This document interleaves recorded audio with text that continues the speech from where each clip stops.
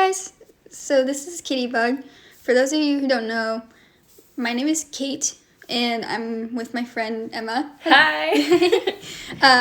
We're going to be doing a little analysis on our thoughts of Season 2 of Percy Jackson and the Olympians, which has been so cool so far. What have you thought about it? I really, I love that it's getting darker. Yeah. And we're getting to see more contrast in their emotions and the dynamics between the characters. I feel like the development was really cool because I feel like in Season 1, we see, like, Clarice and Luke and stuff like that. And obviously we have kind of a relationship and connection with Luke built with Percy. Yeah. But when it comes to, like, Clarice, I think that's something that interested me because I didn't really... Because I've never read the books before. She has. Yes. So I'm kind of going into this, like, completely blind. And it's so fun to see her reactions. It's been very entertaining. I've had to ask a lot of questions, which I may or may not have spoiled a lot of the books already for her. But yeah. It's hard though not to want to have those snippets. It's so addicting. But yeah, I didn't know where I was gonna go with the story with Clarice. And so it was really cool to see how she's growing and changing and really finding who she is despite, again, like all of their parents. And those connections being made and her kind of getting over her thing with Percy and even just the idea of glory. She's turning it into a positive thing rather than something she has to kind of take on.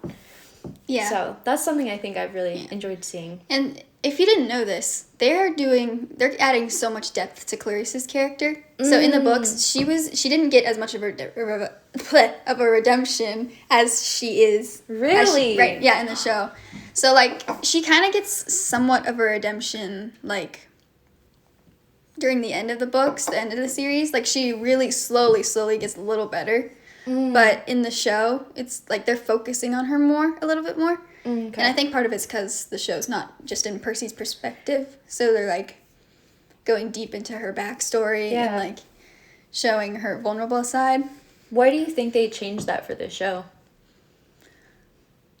I don't know.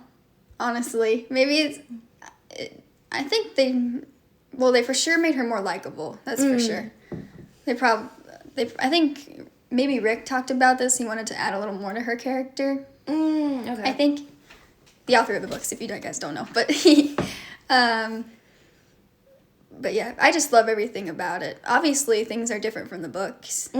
There's some things that I kind of wish they kept, but also I understand why they did the things that they changed. And, like, I think everything makes sense. Yeah, I wonder maybe if the reason is because they want to show different sides to Clarice. Because I think with a lot of characters, they've been kind of straightforward in the beginning. Even though there's all these different contrasts and dynamics between them. Like Annabeth, she's one of those where she reaches out, she wants to hug people and really reach out for them. But then when it comes emotionally, she's completely closed off there for quite a while. Yeah. So I think that's an interesting thing. But you know that from the beginning, and it's fairly consistent, even though there's all these different things going on. I love the, like, just progression with Annabeth's character, what they're doing, because she also is getting much more screen time. Yeah, and it's like she's it's showing up. her almost equal as a main character. Like, she technically was in the books, but almost more. So I can see that. Like, they're really, honestly, Season 2 kind of felt like Annabeth's season to me a little bit. I actually agree. At least just getting to know her. Like, well, especially when they introduced, like, Thalia and her background and seeing all of that and emotionally. I don't know, I feel like in the first season I felt disconnected from her. Like, I understand her motivations, but it's one of those where I'm like, I fully understand, like, Percy's perspective. Like, watching the show. So that's what I have going in. And now, after this season, it's so different. Because, like, sometimes you hear narration from Percy, right? Because, it's his show. But yeah. But with her, it's like you don't necessarily know what she's thinking, but you feel all of the emotions. And Leah does a great job of doing those. You can just tell what she's thinking. Like, you can just see it in her eyes what she's thinking, which is just, eye acting is crazy to me. Like, yeah, I think one of the things she does really well is and not in a bad way, but she really embodies, like that, like, true frustration.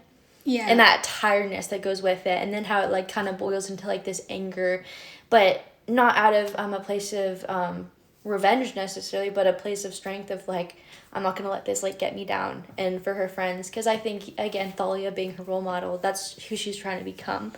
Yeah. but also, or like, what was I gonna say? I'm sorry. I think my brain was still thinking from a while back, but like, just like her vulnerable side of like how season 1, like you knew she was a little bit like guarded and stuff, but yeah, like 100%. but also like, but there's progression between her and Percy in season 1, and then like in season 2, it was almost as if she started getting scared of the fact she was getting close to him. I think because she's lost so many friends in the past, and she's probably like, and like a thing is like he reminds her so much of Thalia, so like she's especially scared because I think that was one of my favorite things this season with the whole dynamic with Thalia and Percy.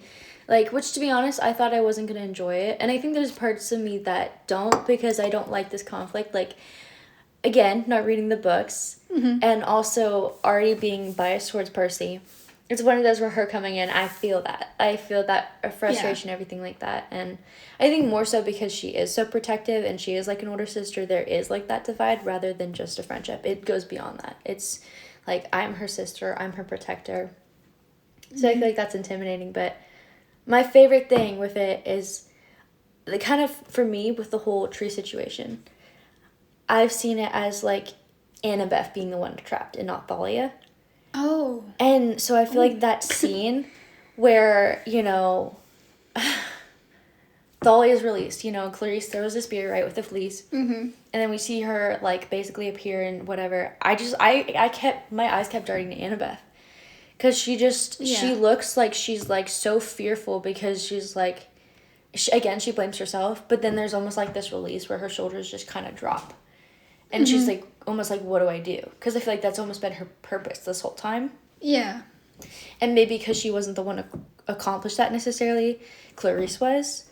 I wonder if that almost affects her even then, but there's that moment where she just looks and she's just, like, completely in awe. And I think for me that was cool because, I've always just seen that as, like, she's been the one trapped and not Thalia.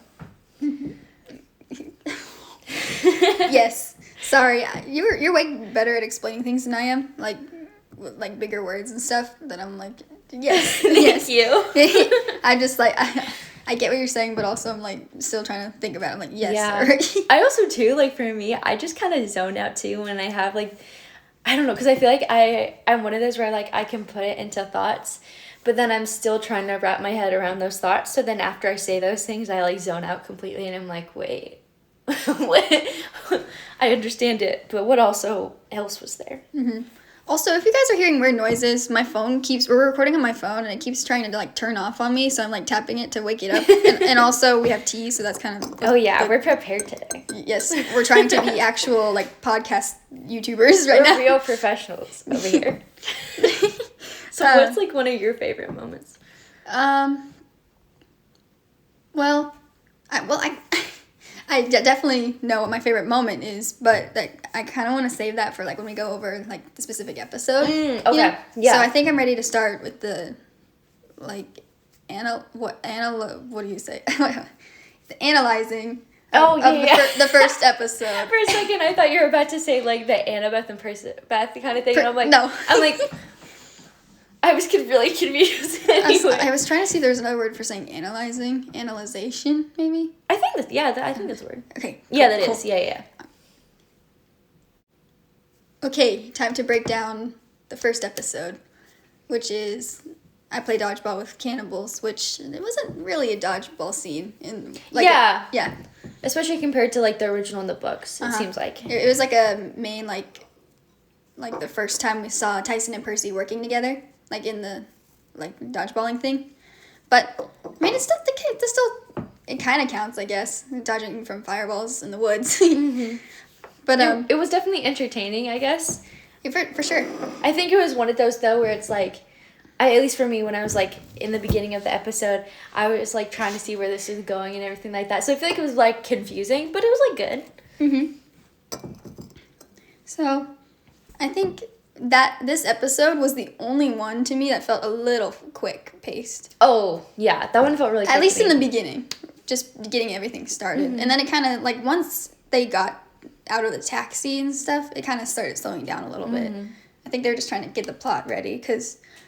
And honestly, it's not their fault. I'm not mad at them. I'm mad at Disney for only giving them 8 episodes to fit all of that in. Oh, so they have a certain amount of number then. Yeah. Okay. I don't know if they're like... They can only do, like, 40-minute episodes and 8 of them. So it's probably, like... Even though the rushing seems a little irritating, it makes sense. They can't really do anything about it. Yeah. And they're trying to get, like, what they think the most important stuff is in there. Yeah, it definitely felt pretty quick paced to me. I kind of liked it when you're like, it kind of was like that like rush of being reintroduced into everything, which was, yeah, I don't know. I liked it, but it was one of those things where I was just kind of confused where everything was going. Because I think just from what I've heard from others from the books, it just was definitely different.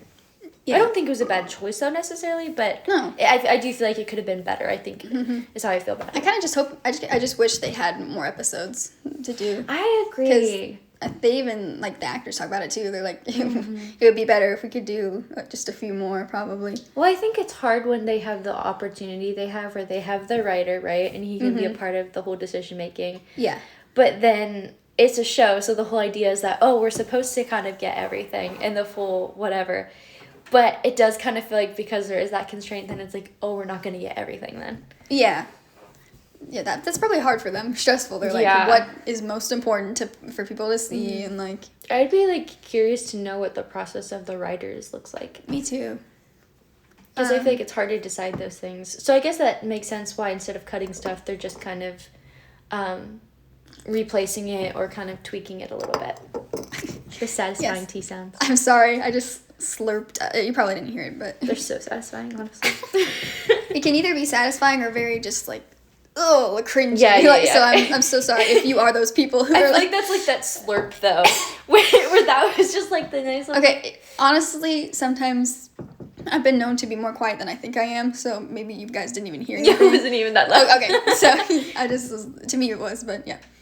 Okay, so the episode opens exactly how I pictured, which is Grover on his quest. He finally gets to look for Pan, which is really exciting. I don't know. Oh, yeah, he's been gone for like almost a year, just out in the nature. Oh, so it was a year. Okay. Yeah, because they, the 3 of them separated at the end of the summer. So that makes sense like, then during why the they school weren't that year. worried at first. Yeah. Like, he's good, he's fine. He's traveling. Yeah, he was having the time of his life until he ran into Allison, the new character. I don't know how I feel about her. I'm sorry, guys.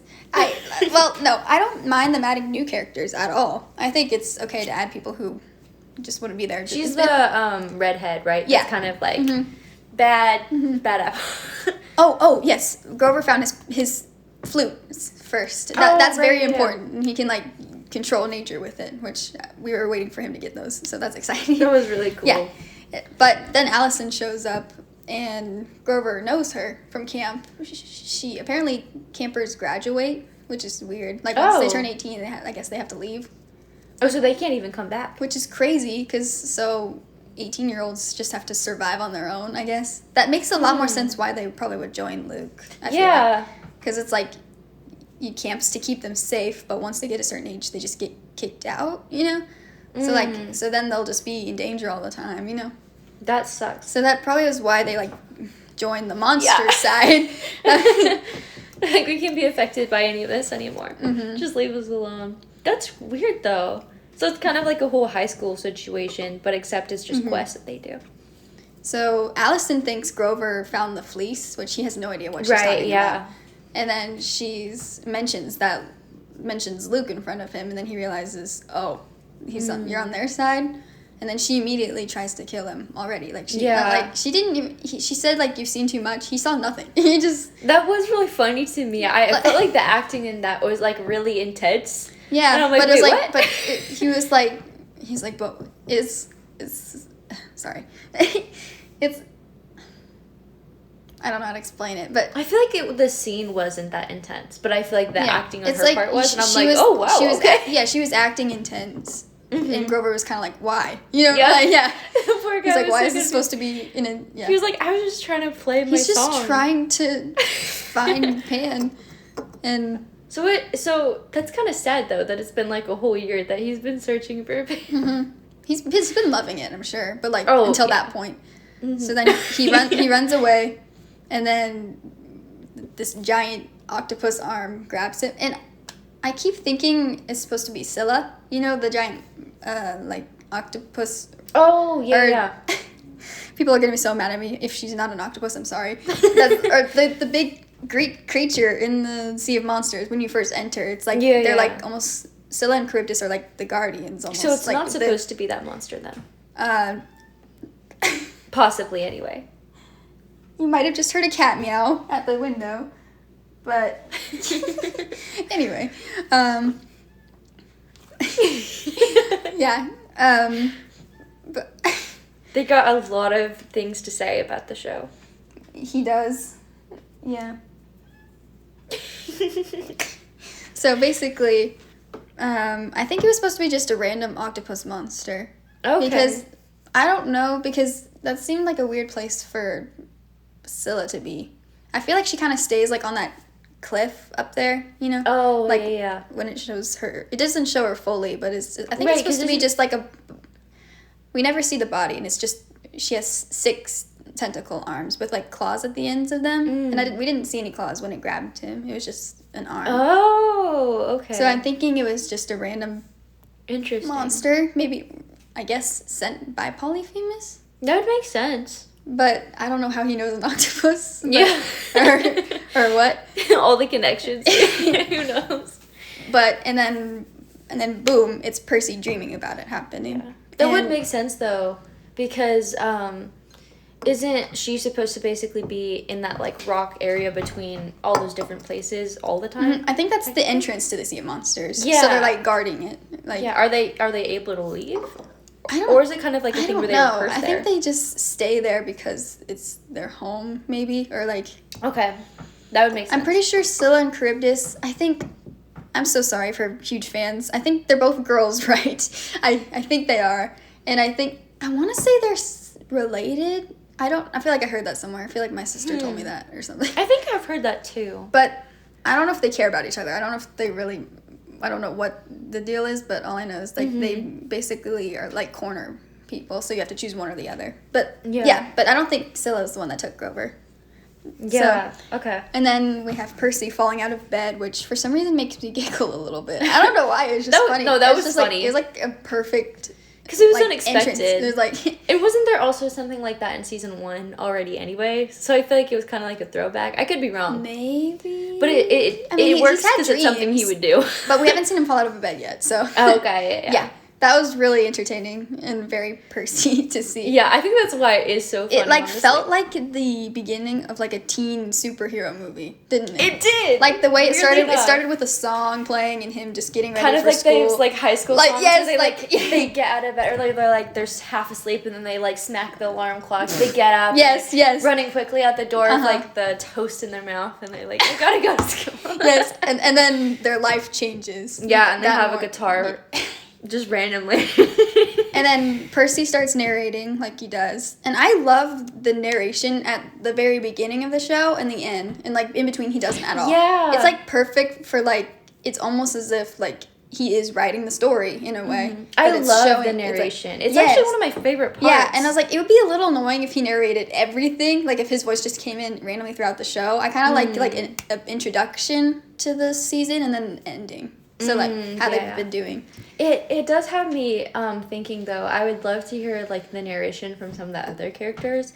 Like I want him to be like the main narrator, but I'd love to hear the perspectives of like slight moments. Yeah, come in. I don't think that's happening, but yeah, I don't think it will either. I just hope we get a little bit more narration, just slightly a bit, because even though I don't know if I fully like clock it or remember those like moments, it's something that I feel like really affects in the moment. And really gives the mood. So yes, so we have Percy narrating over basically like he kind of introduces himself again and like talking about kind of what happened last summer. Like he's like, usually I talk about these like dreams and stuff with my best friends, but we can't communicate over cell phones because they attract monsters, which is interesting. I think that was a thing in the books. I can't remember, but I think it's really cool too, like all the symbolism, and also like in real life and how those things can happen, which I think is really cool. And then it shows Percy's pictures of Grover and Annabeth on the mirror. Yeah, and I then love that. everyone's been like dying to know before the season came out if he had a picture of Annabeth, because that was like a huge thing. Where like that was the first time, because like first book of Percy Jackson, you're like, okay, him and Annabeth are friends. You can't really tell where it's going yet. I mean, I feel like you can't, or like. I agree, because like I feel like like for me, I didn't really notice, even though I knew. I mean, I know. I feel like you can tell what's gonna happen. Yeah. But like the books officially kind of hinting that. Yeah, they're just not there yet. Yeah, that it's going to. So the book says that he keeps her picture in his school books with him, like throughout school. That's so sweet. And then like a bully finds it and like messes right. with him and stuff. But I'm kind of glad they cut out the bully stuff. I agree. That stuff always just annoys me. Yeah, like, it's not. I know even, it's supposed to be annoying, but like. Yeah, it is just one of those things where I'm like, I don't really necessarily feel like emotional about it, because I'm like, I already know I'm like he can like defend himself even if it's difficult or stuff like that. Actually, the whole point was like Percy in his head in the book was like, I totally would have like thrown down, but I was forcing myself not to because I was this close to finishing a whole year of school without getting kicked out. So he was like, I'm not gonna just calm down, like. Yeah. But yeah, so they didn't do. So yeah, he had a picture of Grover with like. Did you see he had like icing on his face or something? Oh, he didn't. Grover in the. It was either Grover ate something that was blue or Percy got something blue on the picture, something like that. Either way, that's really funny. And then Annabeth's picture is just perfect, like on there, and then yeah, he's just like fixing it, and then like he just smiles real slightly, and, it's, and then it's pretty clear at that point, okay, sir. So one thing to establish is how big of Percy Beth fans that at least I am. I'm like that's my favorite part of the whole series to me. But yeah, I also really love it. I think for me, I'm trying to think like what's my favorite thing, even if it's like outside the relationship, because like I wouldn't say the relationship is like my that's like the main reason I watch the show. Like for me, it isn't, which I'm kind of surprised by. But it is the something that I like look forward to probably the most. Yeah, it's not my it's mostly my. I mean, it's kind of the main reason I'm obsessed with the show. But there's so much more to it too. Like because usually there are some shows where I kind of watch only for the romance, you know, and like kind of like the rest I'm like okay, like skip. But I'm like, but we gotta get to the good stuff. But I'm actually like intrigued by everything. Yeah, like in between. I think the cool thing about their relationship and why everybody's so captivated by it and love it, and is also one of the reasons I love it, is for me one of the reasons it's one of the favorite things that I do look forward to, is because even if you just look outside of the relationship, like for me it's like the development, the way that they're breaking chains, where they're affected by their family, they're growing up, they're finding themselves, they're also taking their place in the world, and also even beyond that, they're affecting the world and making a difference. Yeah. And I love that. I really love all the changes and getting to see where it starts and where it ends, because, I don't know, I feel like you can read or watch a hero story, but I feel like in a show it's so different than just a movie. Yeah, I agree. And just like, so I'm a visual like thinker and like stuff. So like reading the Percy Jackson books to me is like, okay, I see like there's a little like hand touch or like just like a little thing, and then seeing it in live action, even like the actors Walker and Leah talked about this, they're like, I feel like it comes off so much stronger in live action, but it's like I don't know, it's like I wonder if that's why. So a lot of the fandom thinks it's rushed, Percy Beth's relationship. I'm kind of in between. I'm like, I can see it, but also I feel like at the same time they toned it down. They definitely toned it down. In certain moments, at least. I feel like maybe it's the timeline's going quicker, but I wouldn't say the relationship is.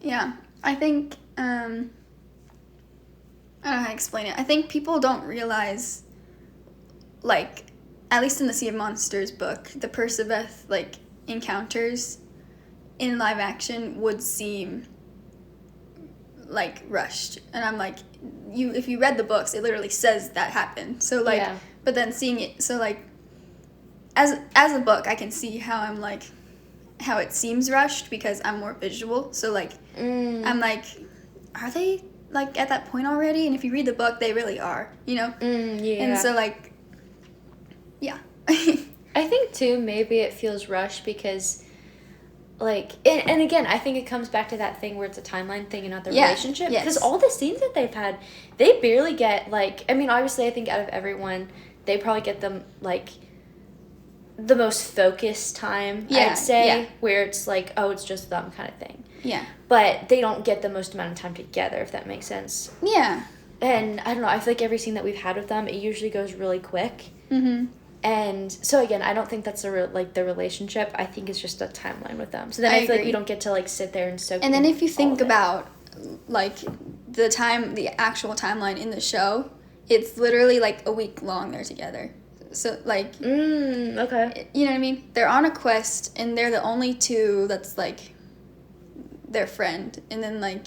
Yeah. Annabeth is uncomfortable around Tyson because she has bad experience with Cyclops. And then Percy, he loves Tyson, but also still getting used to him being in his life. So it's like, like Tyson. There's a lot of tension. Yeah, it's like it's almost as if Percy and Annabeth are each other's safe person. Yeah. But at the same time, they're still trying to figure out like, are you okay? Maybe you being my safe person, like you know what I mean? Yeah. It's like Annabeth is scared for Percy to be her safe person because being vulnerable is really scary for her. But she has no one else to be vulnerable with, and like bottling up your emotions really affects like mental health, and like you can see she gets really like stressed and like, you know, by holding stuff back. And then like I love that point with talking about being like their safe person, because I feel like that's really interesting because they obviously know that they're like each other's safe person, or at least in that moment, like they know that they're all kind of their safe person, Grover included, all of that. But I think that's a really interesting point to touch up on, where like, are you okay with it being, it's just us right now? So it's like, it's different. It's kind of like them trying to reconnect, but also at the same time they're like, Grover's not here, so it's like it's almost more pressure on being friends with each other, maybe, or because I feel like he's been kind of like the in-between, like mediator. It's actually like, so Annabeth is scared to be vulnerable with Percy because of like a bunch of like making mistakes and stuff, and then Percy, what I see is he's like, since Grover's gone, she's my only friend, and like, and I'm really excited to be friends with her. So like, the only time that I think Percy Beth is just a little bit rushed is just the first episode, just in the beginning, because it feels like.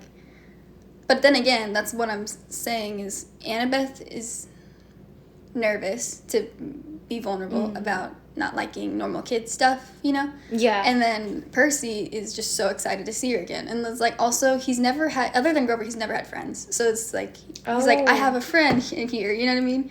Yeah. And so like, I love that. And it makes sense too why he's so loyal in the show. And also that is just who he is, and that's obviously one of the, like, everyone's favorite things about him. Yeah. But it is just amazing like how quickly he adapted to that.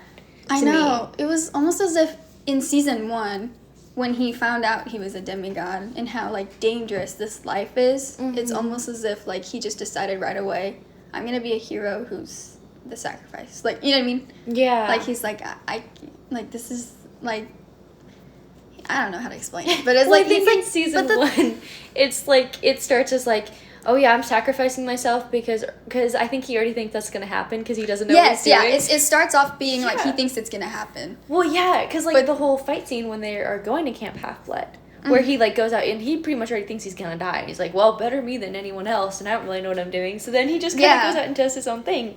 Yeah. So, but then it changes into, once he sees like the 5th episode in season 1, the Tunnel of Love scene, when they were in the chair scene. Yeah, that was like that pivotal moment where he went from being a hero to being like, I want to be a hero. Yeah, it was like choosing to let them sacrifice him because he thought she was going to, because, you know, he thought that was the prophecy. He really thought it was going to be her. And I think that's honestly why he probably is so excited to see her again in season 2, knowing she's not the betrayer, so she's a genuine friend, you know? Oh, I didn't think about that. I wonder if that's part of it. Is That's like, such a good point. like, there was this moment in episode 8 of season 1, the very last moment where she's at Thalia's tree, and he comes up just to talk to her.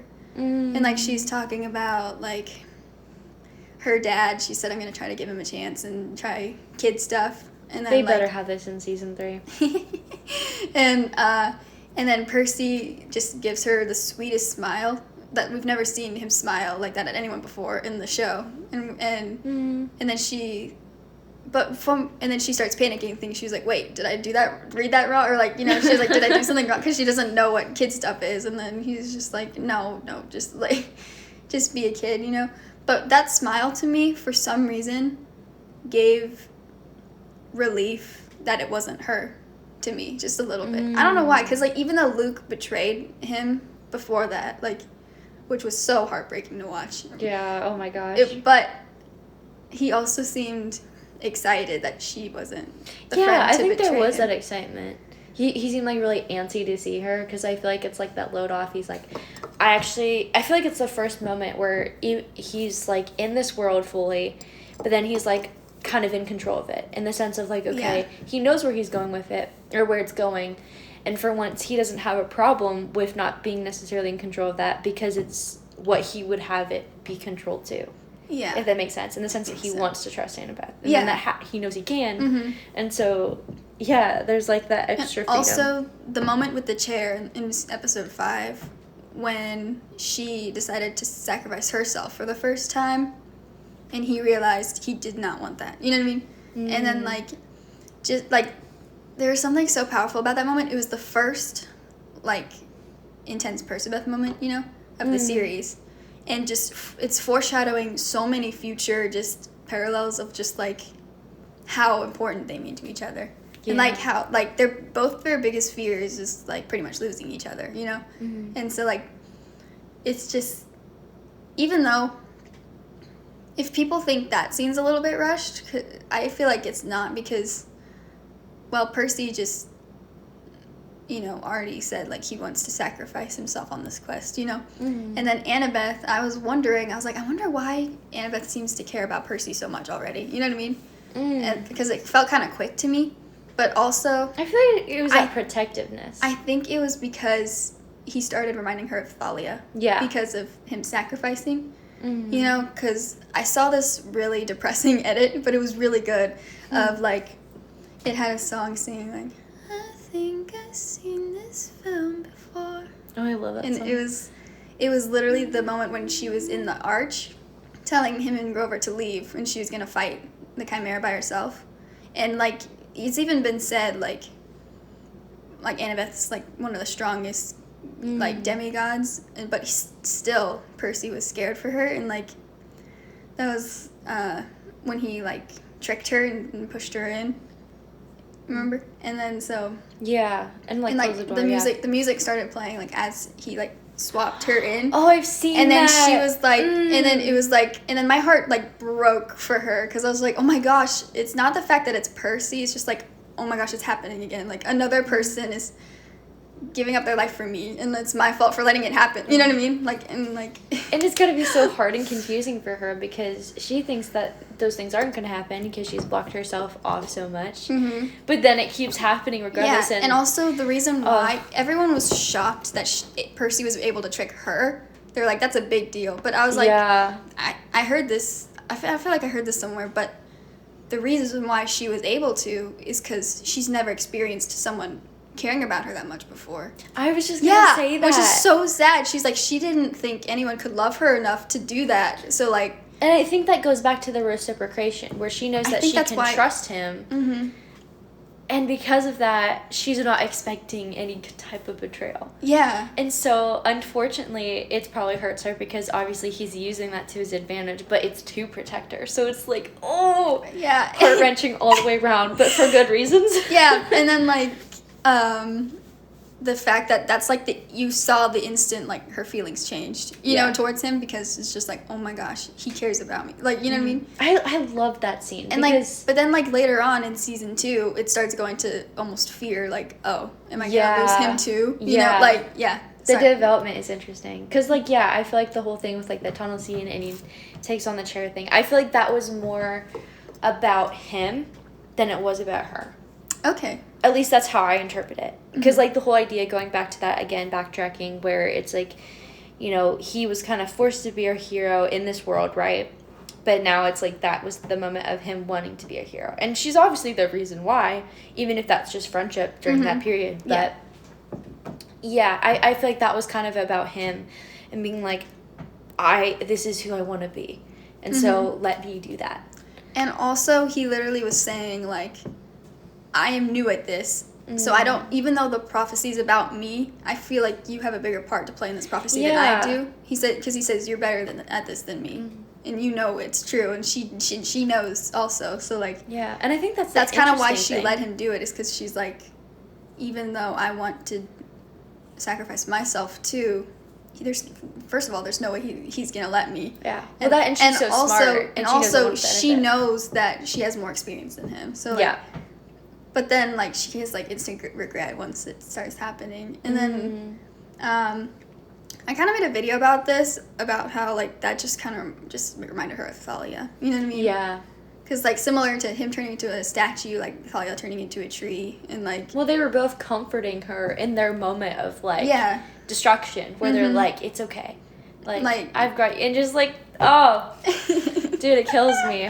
But, yeah, I think that's what made me really like the arch scene, because I feel like that was, like, the time where it went from him knowing who he wants to be to now being like, okay, I'm gonna do it. Because, like, he was already doing it by accepting that right there, and then where he's like, this is, you know, who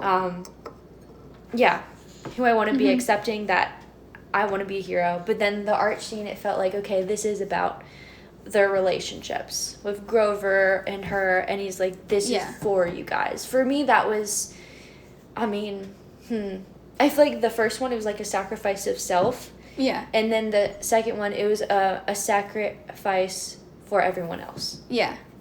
So, I don't know. It was just interesting. I did enjoy that art scene more, even though it was very quick. Yeah. It felt very different. And, which is also, I think that's part of the reason why some of my, like, all-time favorite moments in the entire series is the moments where Percy cannot physically sacrifice himself when something happens. I know. Like, we'll get to stuff like that later, but, like, there's literally moments that, like, literally make me want to jump up in joy, which is so crazy. It sounds really bad, but, like, there's Annabeth's in danger, and he literally cannot do anything about it. It's not his choice. He can't. And so, like, it's, like, torture. He cannot do what he, like... what's in his being. Yes. Yeah. And so, like, that's, like, the most powerful moments from him is, like, that's the most emotion we've ever seen from him. Yeah. Those are, like, some of my favorite moments, and it's, like, even though, like, they're supposed to be hard moments to watch, I literally watch those scenes over and over. Yep. I'm just like, whoa, oh my gosh. And the edit, though, of the art scene is so sad. Oh my gosh. The art? The one you're talking about. Oh. Earlier. Oh, yes. I was just thinking about the one where that. she was, like, thinking about Thalia, the one with the art scene where it's like, I think I've seen this. Yes, and she was like, it's like Thalia all over again. So yeah, that hurt me. Oh, so bad. This turned into a season 1 analysis on accident, but anyway. Anyway, well, we haven't even talked about it, so it's fine. But yeah. So back to, so then Tyson's introduced. Yes. And then every book reader is like, my baby! We love Tyson. And like, and he even like, literally the first second is kind of weird seeing the one eye, but you instantly get used to it. You're like, he's adorable no matter what. And like, there is a difference that he actually lived with Sally and Percy, because in the books he didn't live with them. He was kind of still on the streets, but he just went to school with Percy. Right. Yeah, and he was just like a friend who came over all the time. But the fact that it's like Sally adopted him is really cute. I know. I wonder if she knows that he's from Poseidon. Oh, because is she not supposed to in the books? I don't know. I mean, all Cyclops just kind of are monsters created by Poseidon. I don't know if you knew that. Right. But the way they use it, specifically Tyson being Percy's brother, even though all Cyclopses technically are, I don't know if that's supposed to be like a special thing or like what's different about that. Or the fact that Sally wants to take care of him. Yeah. I don't know. But you know. I love it, though. I like that change a lot. Mm-hmm. I feel like it also makes sense for her character, too, Mm-hmm. and just her big heart. I think they did a great job with Percy's development towards Tyson because, or at least it started. I like that he is kind of angry and frustrated. It started off good with. I like how they did it with him at first, like this monster's kind of invading my and being life. really annoyed at first. I like that. And then like he's like the annoying friend at school that follows him everywhere, which was kind of adorable to me. It was like a golden retriever. Yeah, and then it was so funny. It's because like it is like his old schools. He was always the one causing trouble, and then now Tyson's causing trouble by wanting to be with Percy. Yeah. It's like he is like, oh okay, and then he's like, I know I have to take care of him. You know what I love about it is it's kind of like with Grover being gone, he's now kind of like in the situation where he's taking on what Grover was doing with him. You're right. I was literally like, it's literally, yeah, so basically he was like the annoying little kid that Grover had to take care of. Not that he was annoying, but like, yeah. Maybe for Grover, he's like, what, really? Right now? And be frustrated and be like, oh no, don't do that. No, but knowing Grover, he would never get annoyed with Percy. Oh no. He loves Percy. Well, I think he'd get annoyed, but in a their friendship is genuine. That's been proven.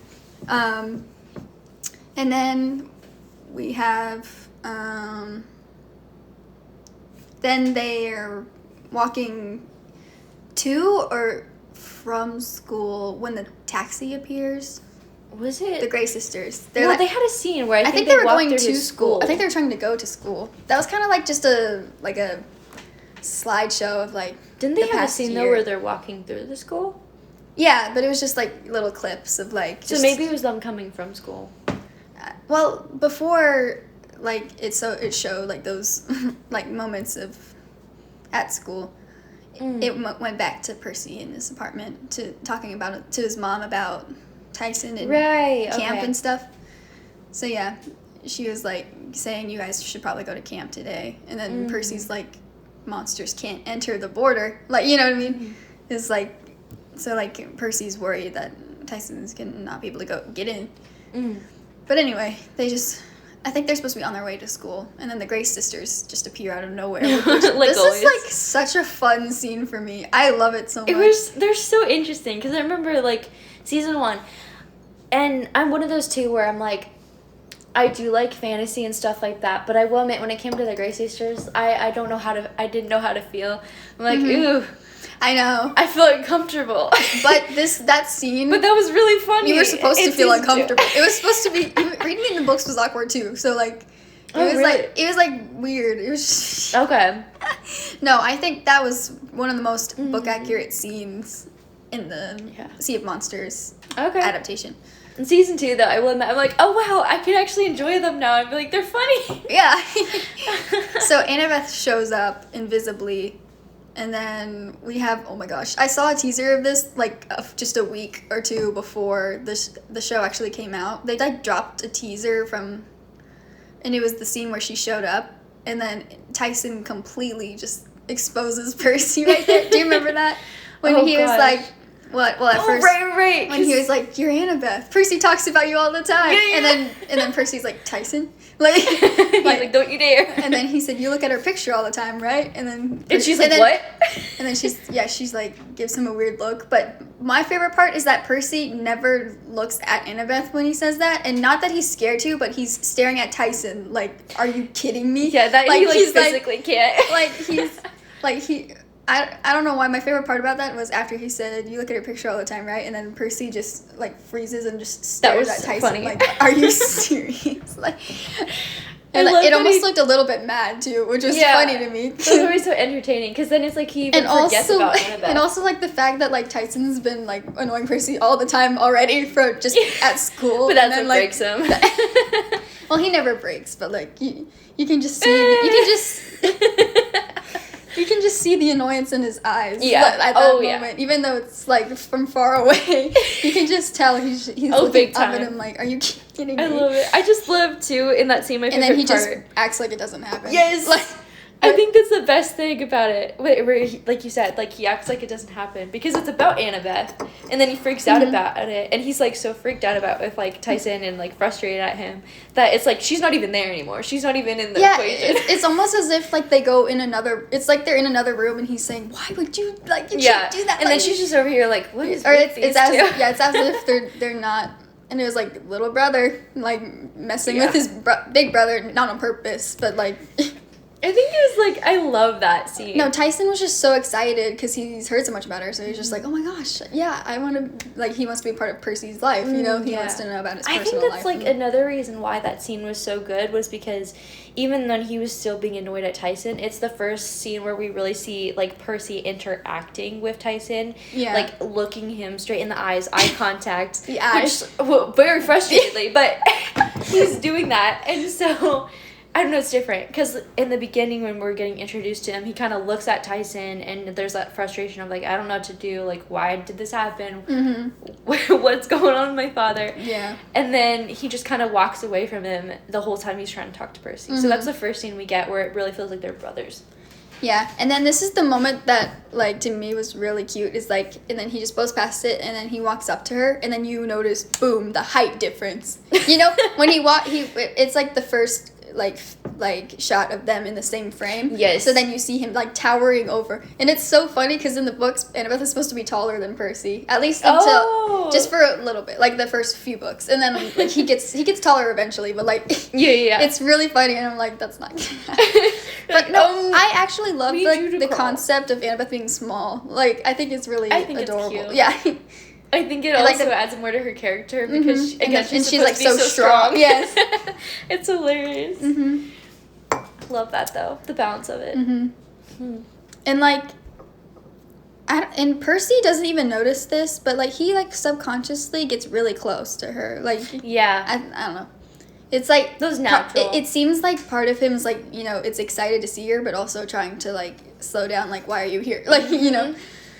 But and then she says, you know, did you have the dream? And he's like, about Grover? And she says, no, about camp. And then they're like, oh, uh-oh. And then they get in the taxi, and then she says, like, she had a dream of it being on fire.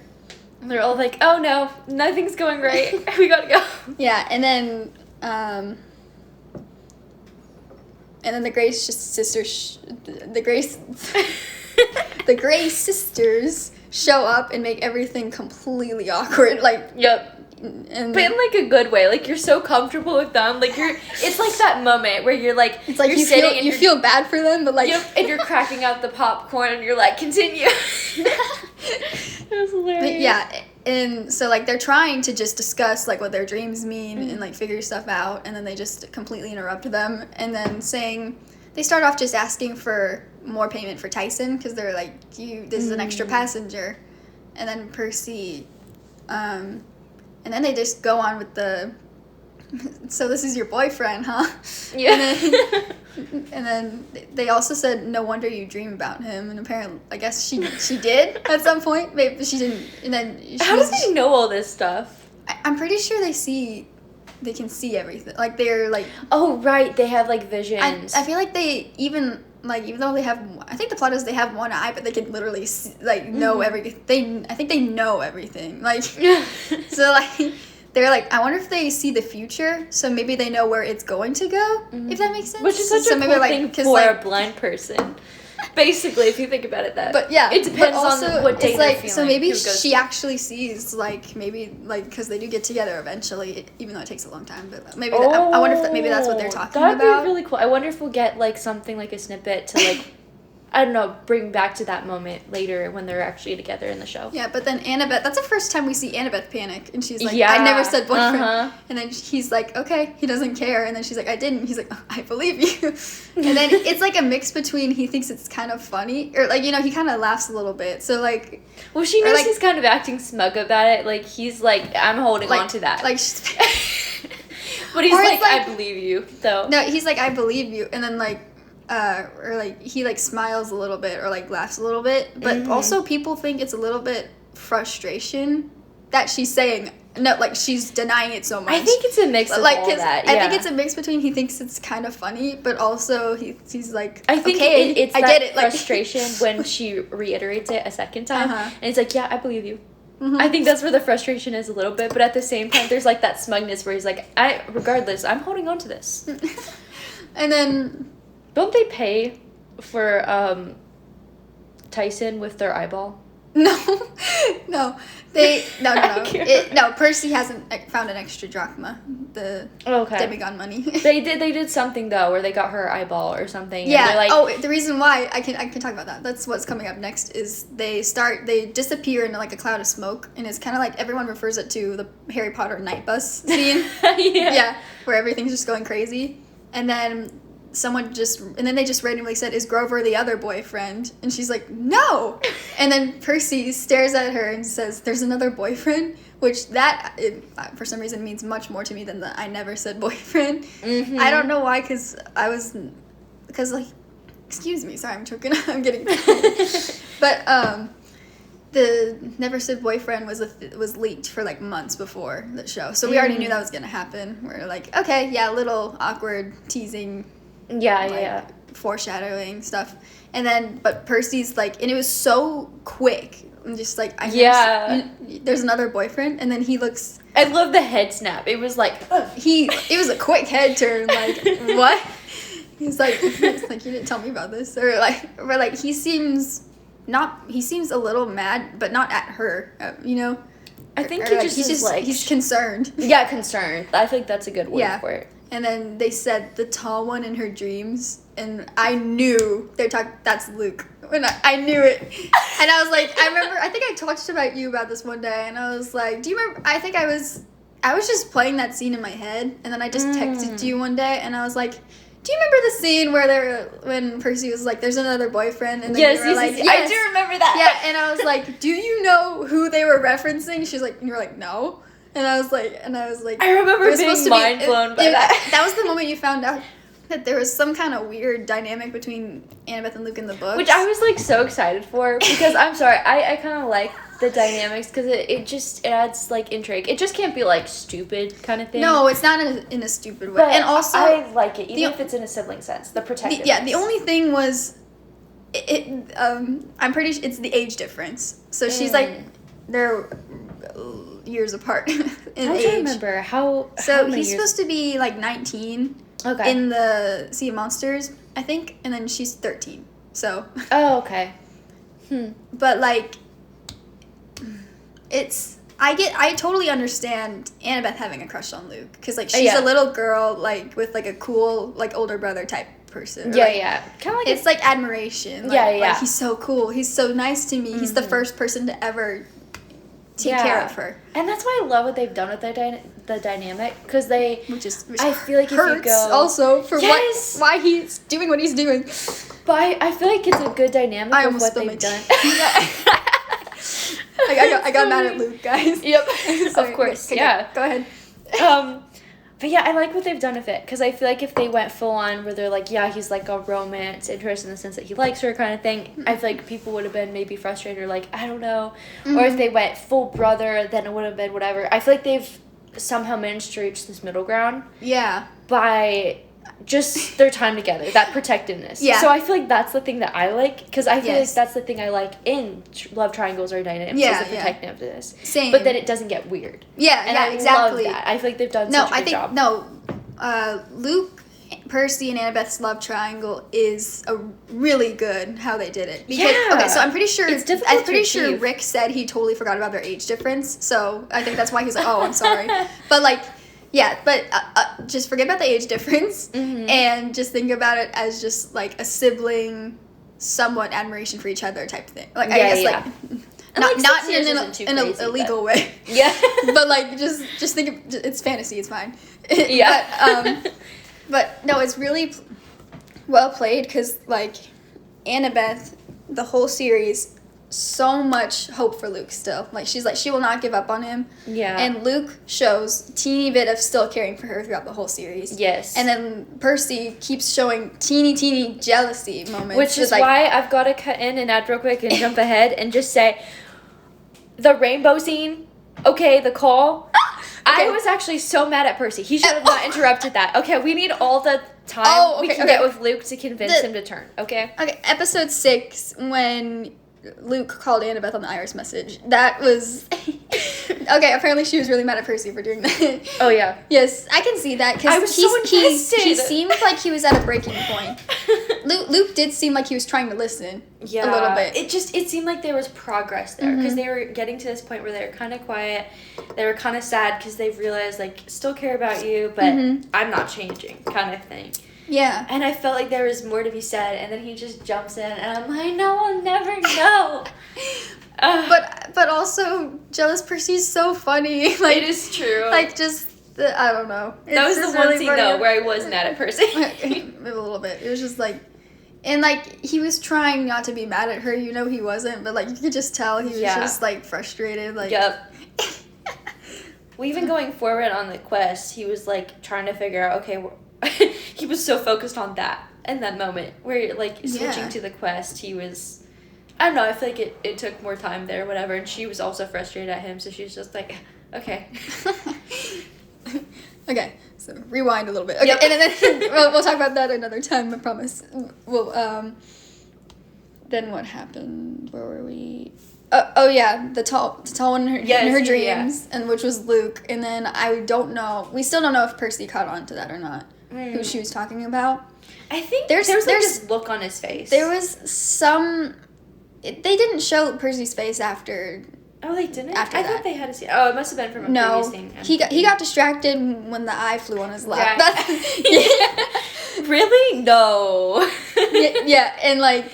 that kind of probably just distracted him. Yeah, So, like, when she said, the tall one in your dreams, and then the other sister was like, stop giving things away, you know, and because, like, they're spoiling, basically, their entire lives, pretty much, and so, like, they're not supposed to do that, so she smacks the eye out of her head on accident, and then this was in the books, which Percy was like, if you don't tell me where Grover is, I'm throwing it out the window. And, like, they're like, but the thing is, I did like this, that in the books, Annabeth was like, Percy, give him the eye, because they were going to crash. But no, she was on Percy's side with it. She was like, let's get rid of it. And so I was like, I love that. They were, like, teaming up. They're like, yep. I feel like that was also where, like, the real-life actors really came through, to be honest. They were having fun, it looks like. Oh, yeah. Mm-hmm. They had to have been. It's going to be so interesting for whoever plays, like, the Grey sisters, because I think it's just one lady, right? And they just duplicate it. No, there's 3 different ladies. Oh. Yeah. I have not been paying that much attention. It's hard to tell with the makeup. Yeah. But, yes. But yeah, something else about is I just love the actors themselves so much because they're so close with each other. Like, they're all such close friends. It makes it so much better. And, like, you can just tell in the, like, so many things that seem genuine, like, when they're acting and stuff.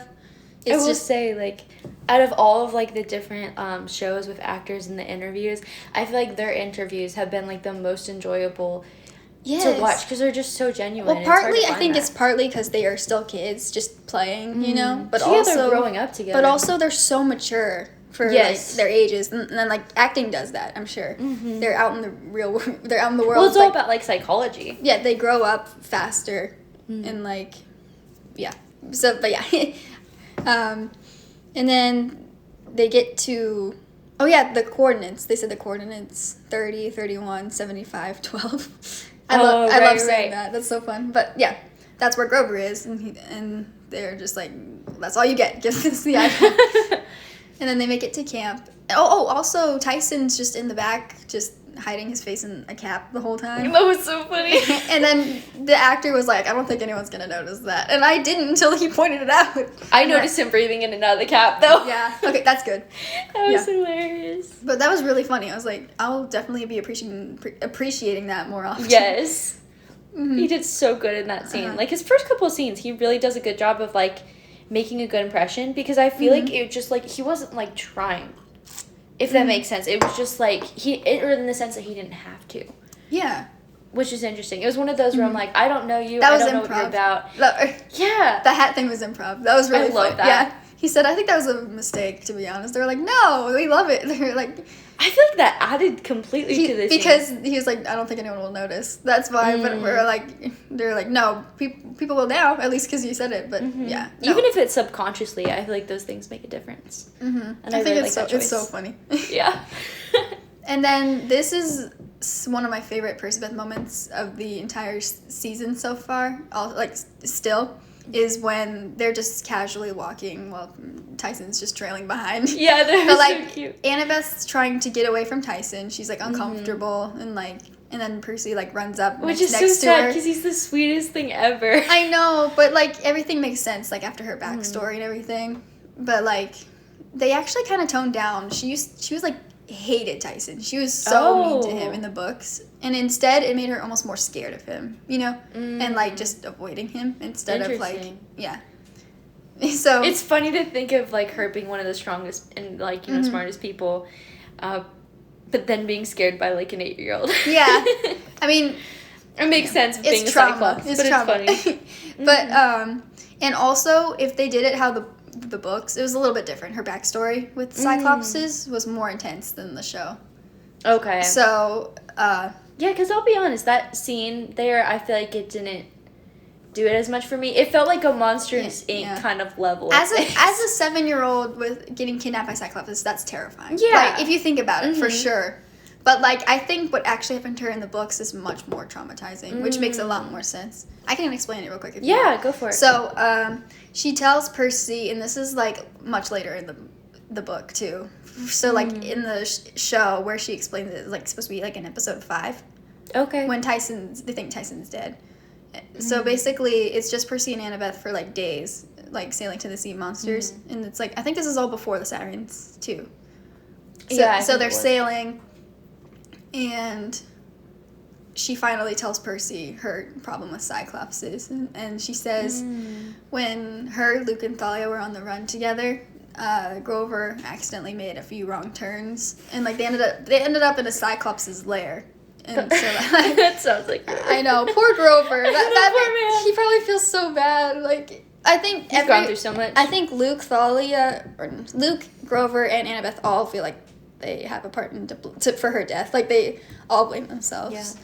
But I mean, I know Thalia's been through a lot, but to be honest, I feel like Grover's the one who's the punching bag. I know. He's the protector, and he's, like, yeah. I see him as, like, a pillow, you know? He protects everyone else, but he's super soft, you know what I mean? Have you seen those, like, there's, like, on this show Liv and Maddie, I don't know if you've seen it, but there's, like, one of the girls went through a breakup, and then her mom brought out 2 pillows. One was a punching pillow, and one was a hugging pillow.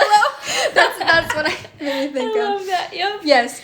But, so basically, she said, you know, the Cyclopses can manipulate voices. So this was... I feel like that would be the most traumatizing thing. That's what it was. So basically, they all got separated in the cave. Like, Annabeth, Thalia, and Luke all got separated. I don't remember where Grover was at this point.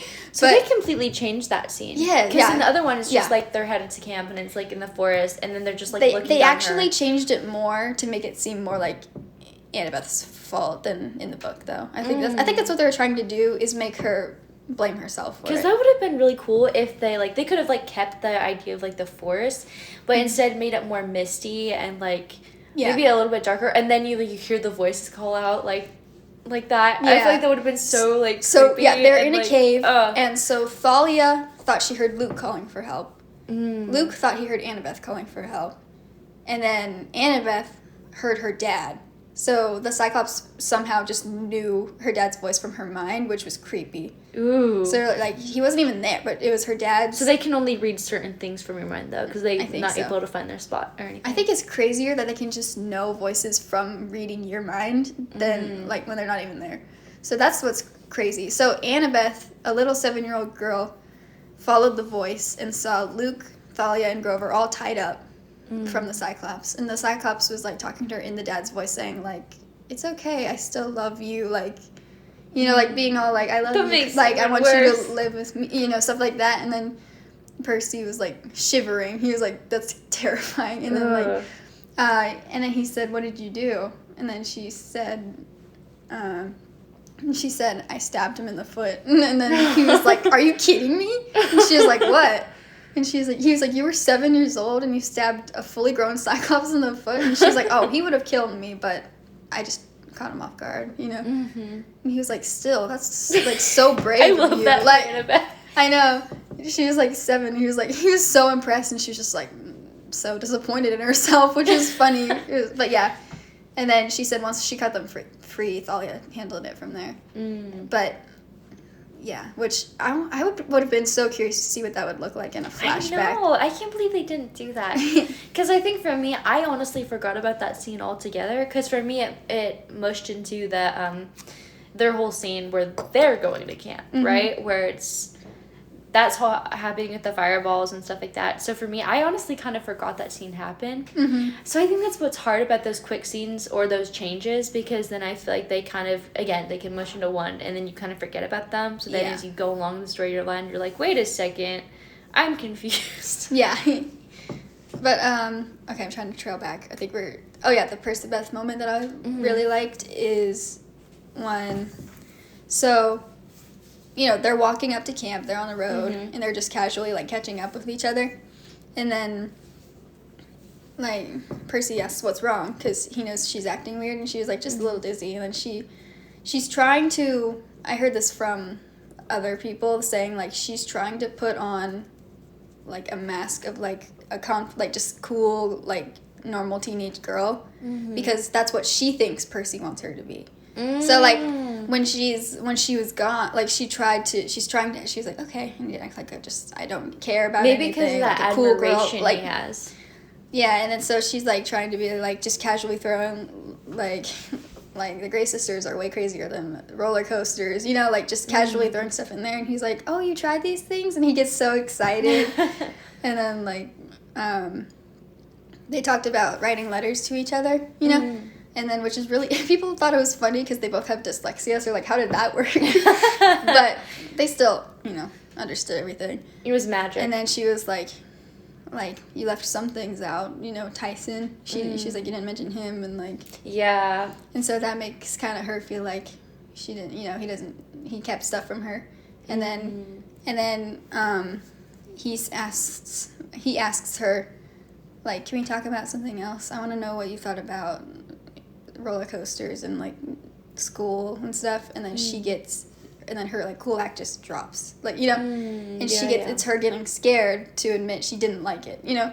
And then, like, he turns to her really, like sweet and, like, saying, because I read your letters and I feel like you left stuff out, too.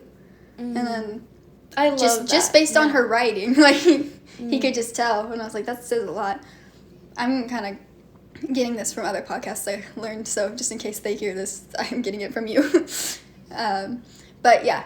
And then she's, like, still kind of holding back, and, like, and then they get interrupted by fireballs. Yeah. Which is a shame, because that conversation was so good. It was, like, really cute. Like, just the way they were being so gentle with each other. I like that they were, like, fighting each other. Like, how he says, he's like, I felt like you left stuff out, too. He's kind of, like, almost fighting her in that moment of being like, hey. It's, like, arguments, but in, like, the sweetest way possible. But, yeah, they're doing it because they're like, I want to hear stuff about you. So they're literally fighting. It's almost as, like, they're not mad, but they're just, like...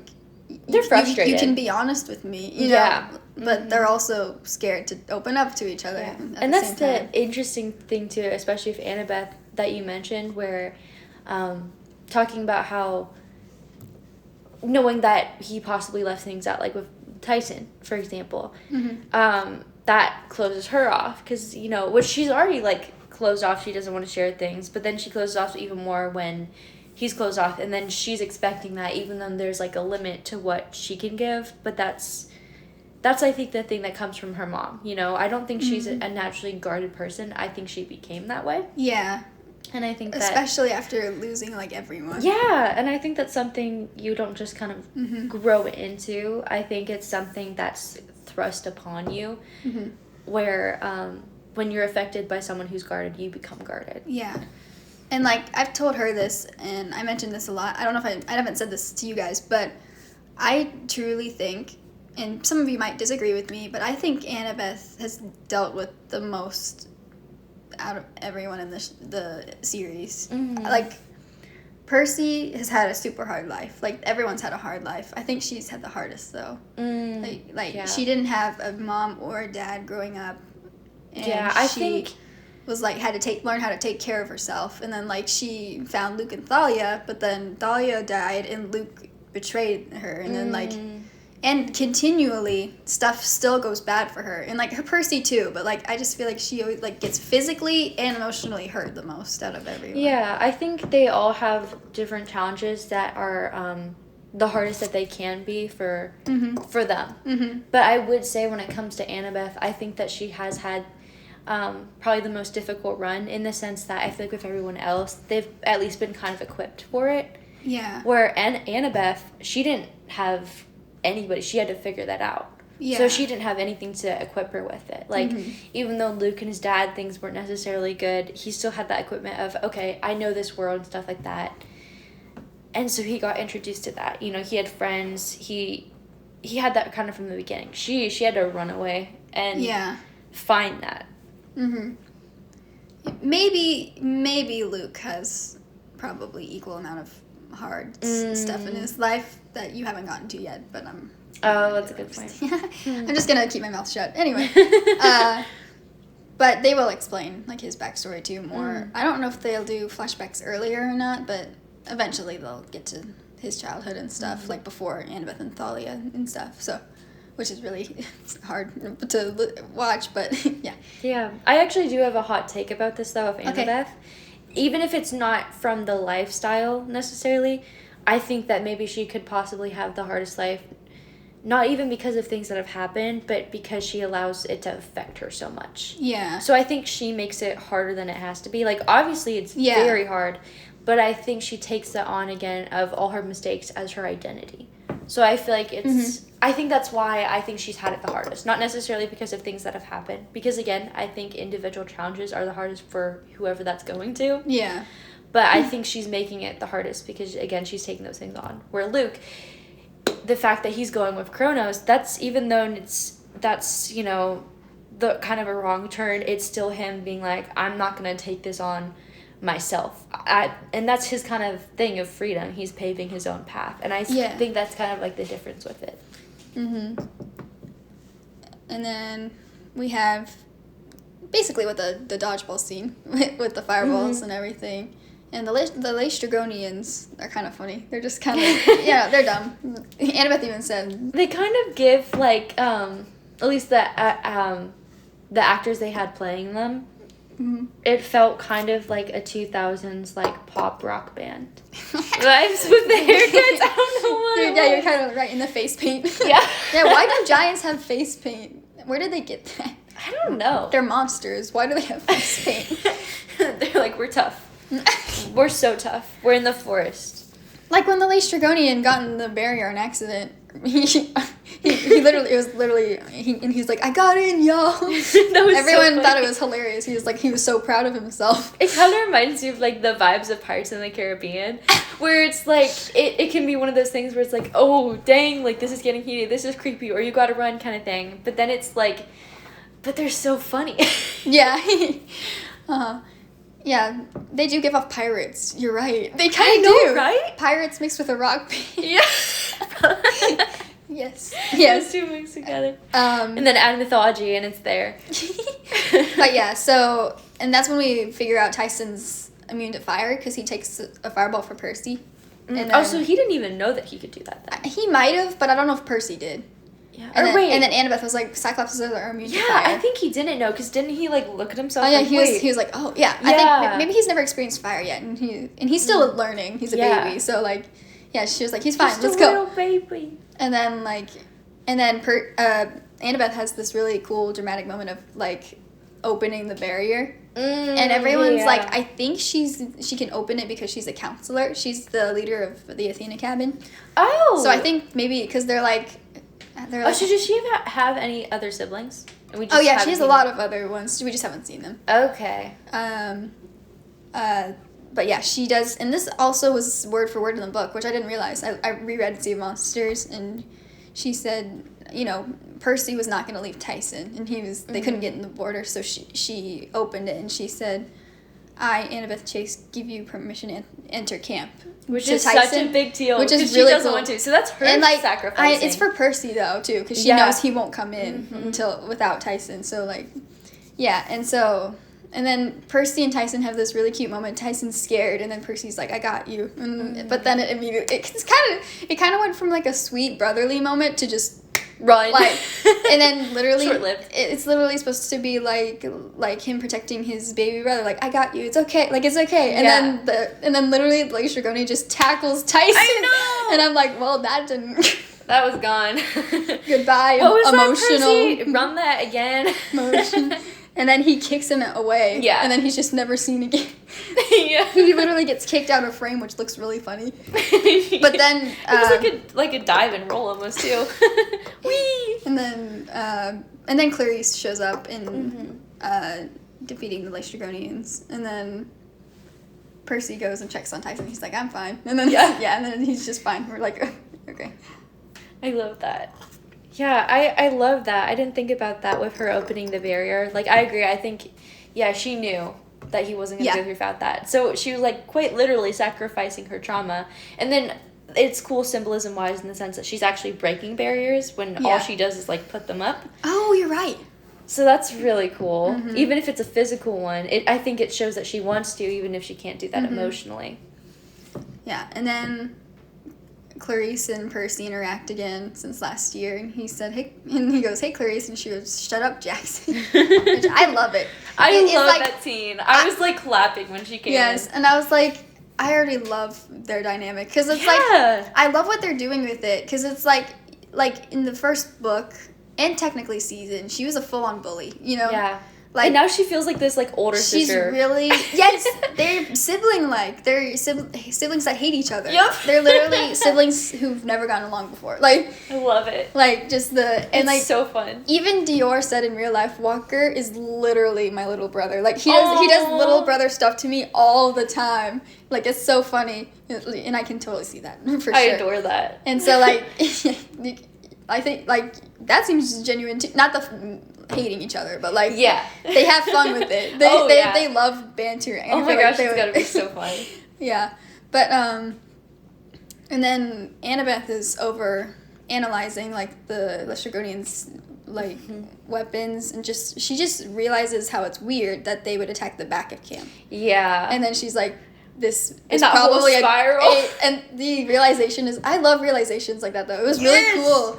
And her story's so good too. With her. And she was like, this seems like a distraction because like, and then Percy was like, because she said, like, testing the strength of the barrier, and then Percy goes like the line delivery of like the barrier created by Thalia's tree, and like their eyes widen and they just sprint off. I was like, I don't know why that's fun to me, but like in a cool, like an intense way. And then Luke's there. Yeah.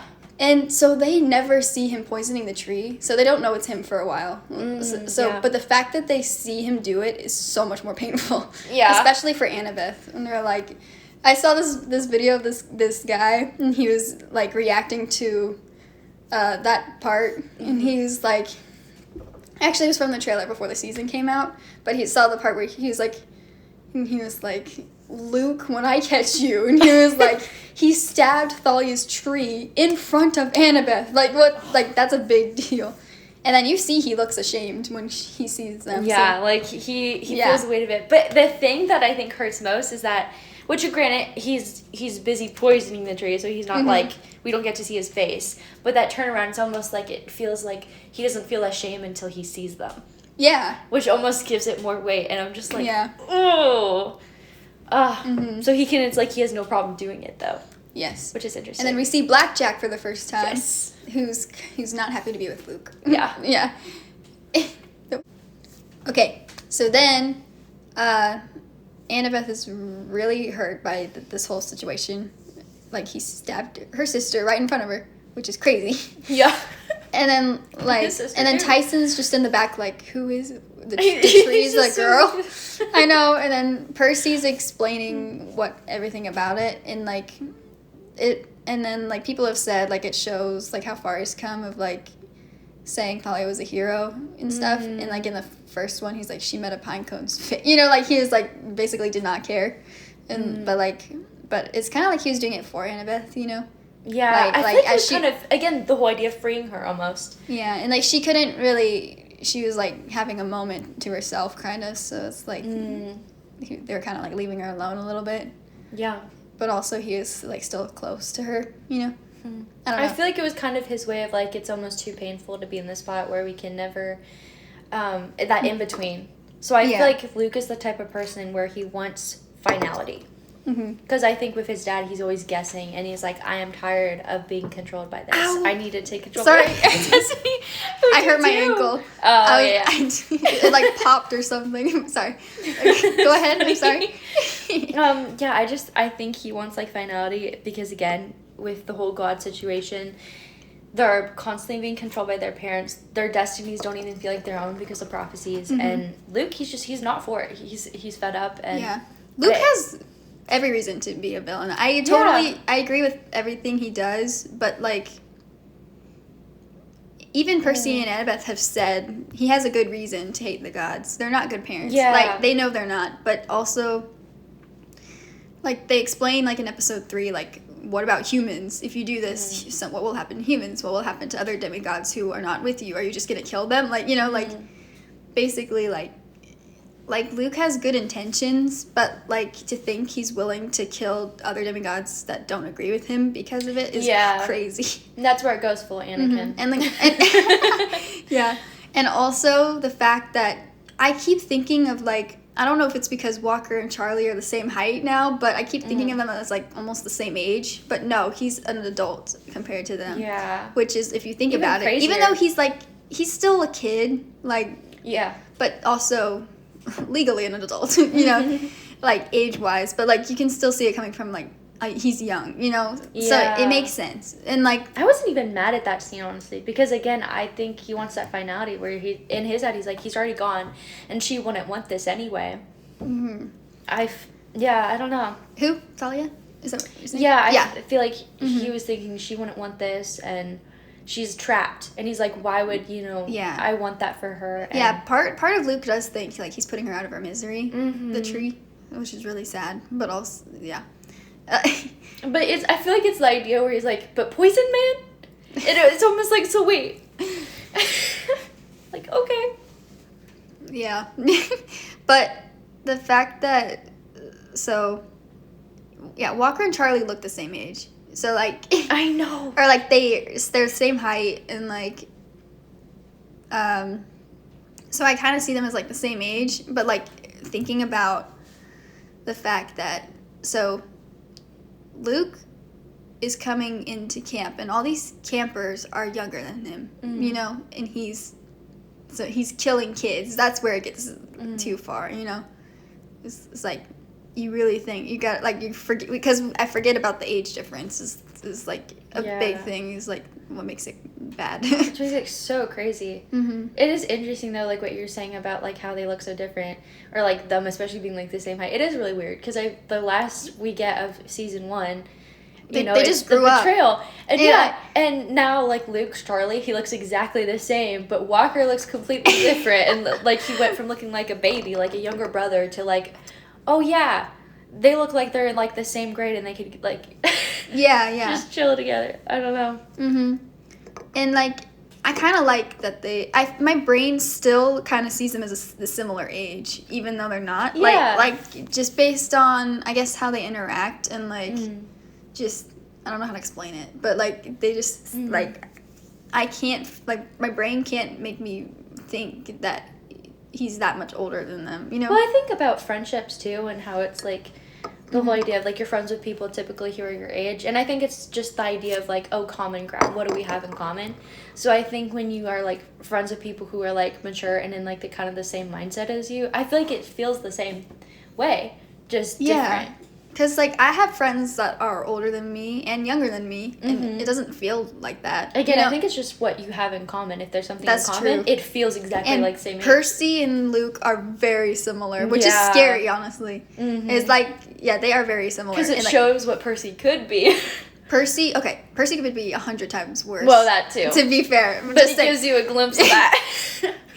No, scary Percy. There's yeah, dark Percy. Okay, we'll talk about dark Percy for sure more, but we'll get to that later.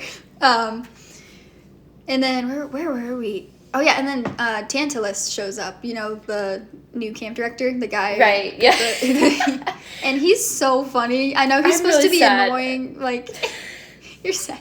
Oh, that he's gone. Or? I mean, I thought he was like, I was frustrated at him and like annoyed, whatever. But he was so funny, so I was frustrated. I'm like, just as I started to care. I was enjoying this man. Mm-hmm.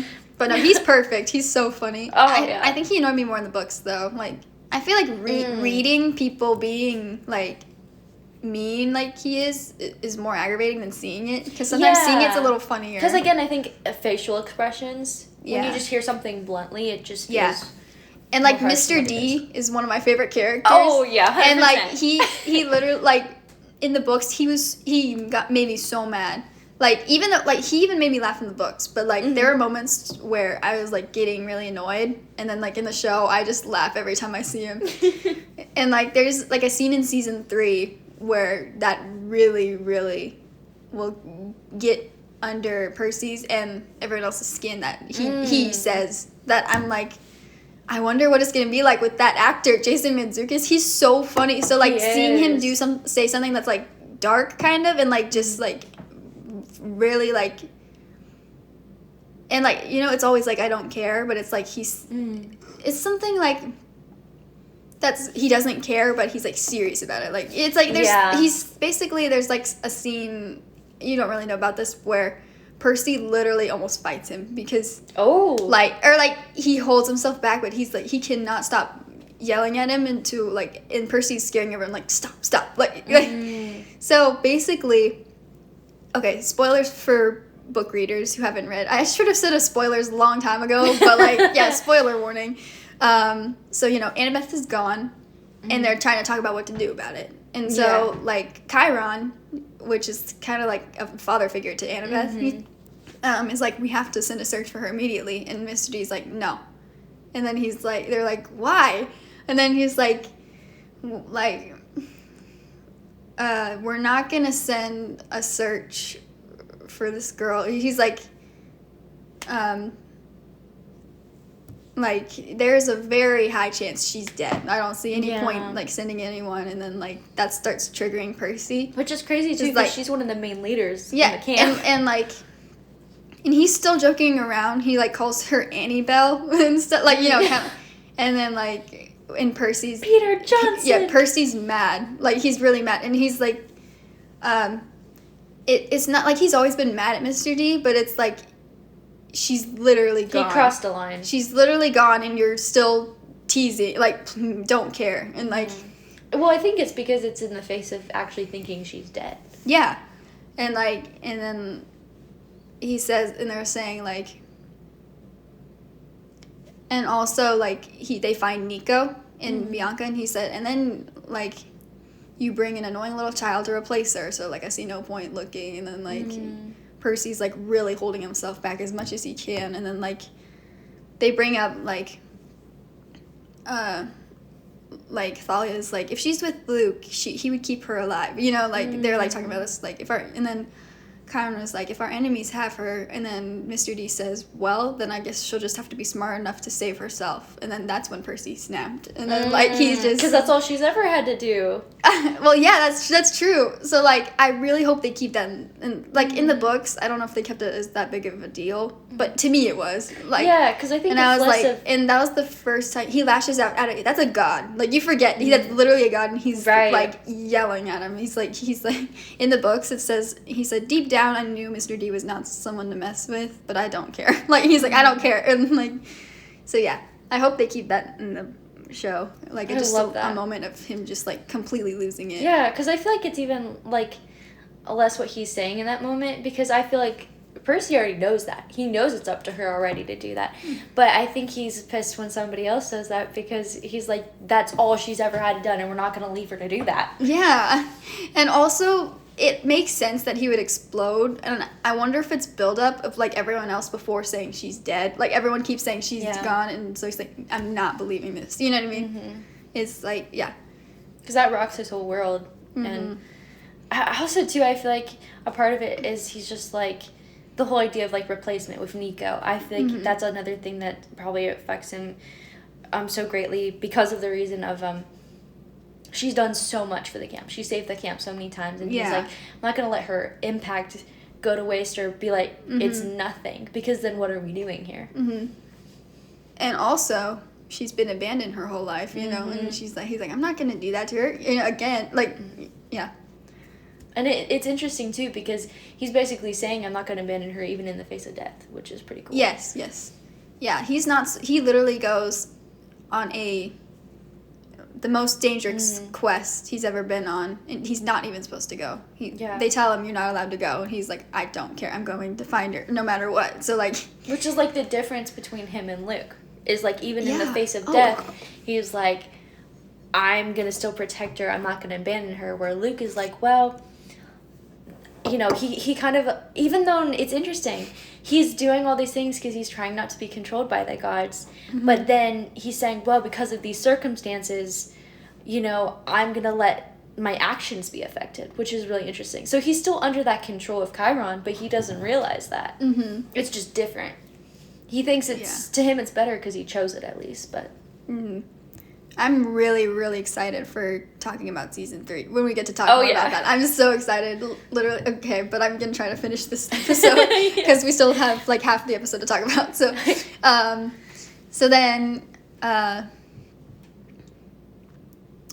then I love the part when he says to Percy, like, I know who you are, and he's like, who is that? Like he like acts like he knows, and he's like, Percy Jackson, of course, I knew that. Like, and then Percy's like, yeah, and you are, and he's like he's so disappointed that Percy doesn't know, and then he said King Tantalus, and then he's like, you're the guy who can't touch food no matter how hungry he gets, and he's like, yes, thank you for reminding me of my curse. I had momentarily forgotten. I was like, I love him already. He's so funny. He's so funny, and like Percy just straight up being like, oh yeah, you can't eat ever again. You're bro. That was probably one of my most favorite scenes. And then I don't know why, just the way Tantalus says this, when he sees Tyson, he goes, what is that? I don't know why that's... It's his voice. He's like it's his voice. But... I'm literally like, no one else even, like, probably even noticed. I sometimes notice funny things that are literally the tiniest details, just the way he said it, like, and pointed his spear. And I was like, no one even laughed at that except me, I feel like. Like, I loved it. I don't know why. It was so funny. And then, so that he's like, oh yeah, kill it. And then he's like, Percy's like, literally said multiple times, like, he's not a threat. And then, like, they're like, we don't care. Until they see the trident above his head, and he gets claimed. And then Percy kind of panics a little bit. And then... he's like, shoot. And, like, they play dramatic music, and then it cuts to Dionysus, Mr. D, cracking up at Percy. And then you can totally tell that Walker is trying so hard not to laugh. It's literally, like, it looks good, though. It looks like Percy's mad. But he's not looking at Mr. D at all. He's looking right at the ground, like, just keeping the straightest face he possibly can. I think Walker even said, like, that was so hard not to laugh. You can tell he was trying. He would be the one to break everybody. Oh, for sure. Jason Mantzoukas, and part of the reason is because he improvises things. Yes, that's always the best. Like because that, if it's like that adult joke in there. I don't want to bring that up, but like, that was hilarious. No, I cannot believe they put that in there. I know. Like, and that was for sure. I'm sure he just added that. He did that. Yeah, that was him for sure. And I'm like, oh, okay. And then, like, Arian was like, I'm surprised they let you keep that in there. And I am, too. I'm like, that literally went over my head the first time. I didn't even notice until I watched it the second time. I was like, no way. Does he actually do that? I love it. Oh, my gosh. Okay. But, yeah, because I imagine even in if a kids show. Yeah. But that makes sense, though, because I imagine if it's already something that a joke written into, like, the show, they know about it. So then it's not as funny. So it's like when it's unscripted, of course they're going to I'm sure that was improv. I'm, like, I'm certain. Well, because even Chiron, I think I'm trying to remember who it was. Tantalus? Tantalus, yeah. He looked like he was trying not to laugh, too. He looked over at him, like, in shock. And like, he was like, it is funny. Yep. Like, he looked like he was trying not to laugh. And I think he even said something like that, agreeing with it, but in character. Uh-huh. I think he was going along with it. Yeah. Yeah, Walker talks about, like a lot of the, like, famous, like, adult actors he acts with are the hardest to film with because they are so funny. Like, he says, like, Lin-Manuel Miranda, he said he's one of the hardest not to laugh at. And then, like... Is that the guy who plays Percy's dad? No, that's Luke's dad. Oh. Hamilton. Oh, I could see that. He's so fun. He's so fun. They love him. And there's, like, a scene, the girl who plays Aphrodite in season 3, he said that was actually, I think he said that was the hardest he's ever, like, trying not to laugh at someone. Like, he said that was the hardest. And he said she kept improvising everything. And okay. He said she kept, like, taking super long pauses in between sentences. And then, like, he said that was killing me. And I was like, I can see that.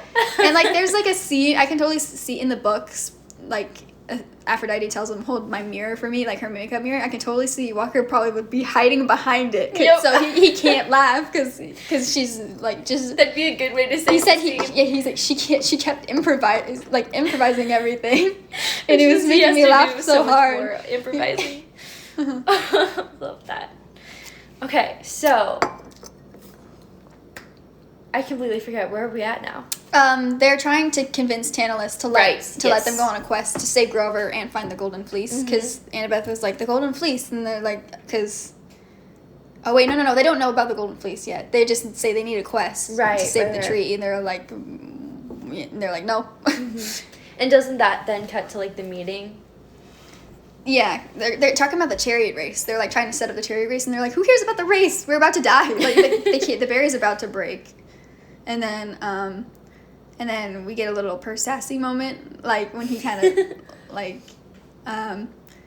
okay, so any kids listening, you should never speak to adults like this, but they're some of my favorite moments when he, like, is not afraid to, like, talk back to, people. It's, like, when you know they're wrong. Like, when Tantalus was like, I don't like your tone, and he said, I don't care. And then he was like, literally, we're gonna die if we don't do this, and then he gets locked in his cabin, with Tyson. And then this part is so sad when Percy walks in and Tyson's like, bro, because he's, like, so excited to be brothers, and then Percy's, like, mad. He's like, did you know about this? And then he's like, no. And then he's like, don't lie to me, like, you see, like, seriously. And he's like, no, he said, we're best friends and we're bros, I would never lie to you. And he's like, we're not bros, and then I was like, that part hurt me. That hurt too. Hurt me too. And then I think Walker even said, I felt so bad for having to be mean to him, because, like... It was just funny, because then you see the actor in real life, Daniel, and it's just, like... I know. He said, I felt bad enough, like, when it was Daniel, and then seeing, like, him as a Cyclops made me feel so much worse. But and then, and then he's like, and then Percy's like, I'm sorry, it's just a lot for me, and he said, it must be for you, too, and then he's like... And I just don't know what it means. And then Tyson says, it means I'm not alone. And I was, like, so sad when he said that. I'm like, no, I swear, Tyson's gonna make everyone cry. He makes everyone cry instantly.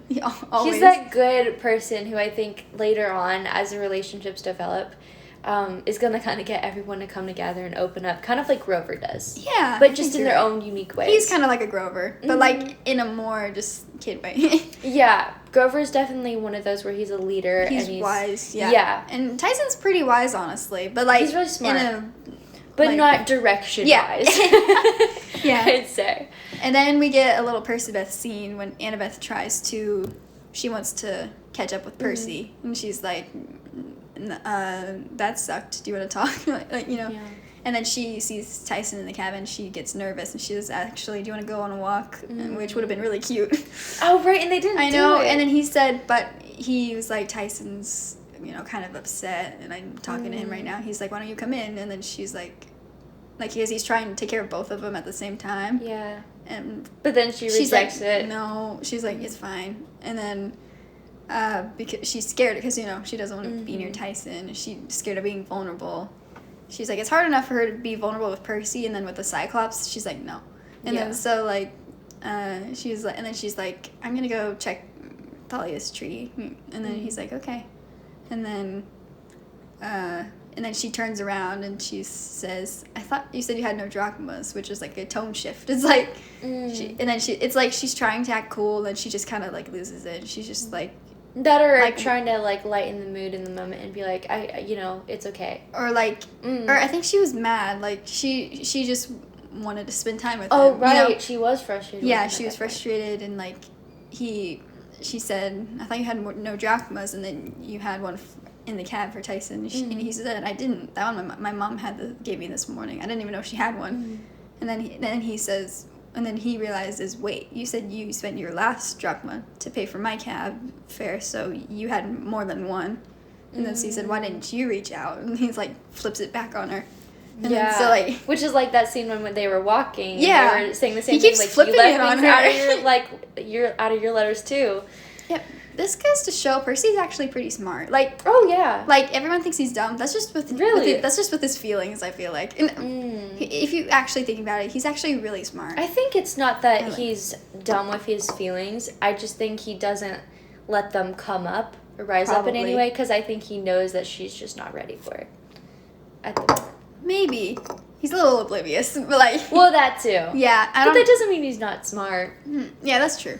Yes. Exactly. But yeah, and then she said, and he said, why didn't you reach out? And then she says, that's what I'm trying to do now. And then he's kind of like, okay, like, I'll give her another, like, and then he says, just give me a few minutes. And then she like tries to act like she's not bothered by it. She's like, no, it's fine, just go to bed, it's fine. And then she leaves, and then everyone's like screaming, go after her. Like, I know. Like, but yeah. But I did kind of like, in a sense, that you can tell that he obviously wants to talk with her, because again, they haven't really talked or anything, and again, they're already caught back up in the craziness of camp.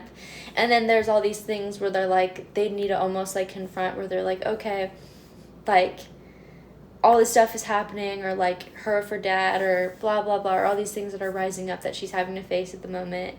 And then the whole thing of Tyson, and then filling each other in the gaps. But yeah, it's just interesting with that. Yeah, and that was like, it's still like her kind of like being scared to be vulnerable, and like also trying to be cool at the same time. It's like she keeps switching I heard this from the Seaweed Brain podcast. So like they were saying like she keeps switching from like just like cool normal teenage girl to just like, I can't do it anymore, you know what I mean? So like, but she's trying really hard to be what she thinks Percy wants her to be, even though he does not care about that. Like she's trying to be different for him, which is says a lot to me. Like, she's trying to act different because she wants to be friends with him. And then I'm sad for her. Me too. But I just realized that thought I was having before. Like, I think that's why it hits so hard, where it's like they have all these things they need to talk about. But I think that's why, in a way, I kind of liked it, because he's sacrificing that for Tyson, even though he clearly would rather want to talk with her, because, again, all these things that are happening right now that are so urgent. And, like, some people are annoyed with Annabeth in that moment, because they're like, they think she's being dramatic. I remember feeling that when I first watched it, too. But now I understand.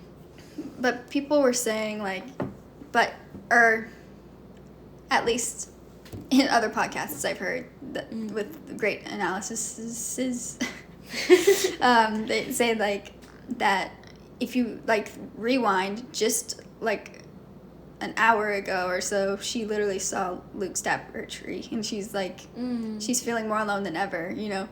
Chiron's gone, you know, they kicked him out of camp, you know, the director / her kind of adoptive father. Yeah. And, like, so, like, Percy's the only one she has left. So she's trying to open up, but also, at the same, So is it book 3 that we find out where Chiron's been the whole time?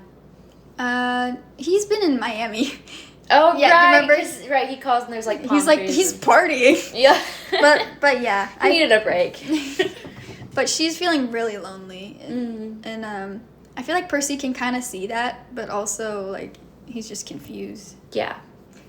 And then we get a little kind of emotional moment with Percy and Tyson, where like he's like saying like sleep is good because it means you're safe, and like on the street, so like sad. like on the streets is like he gets attacked by monsters all the time, so it's like he can never really sleep, So he said sleep means you're safe, and I was like, why is that such a like line? It hits so hard.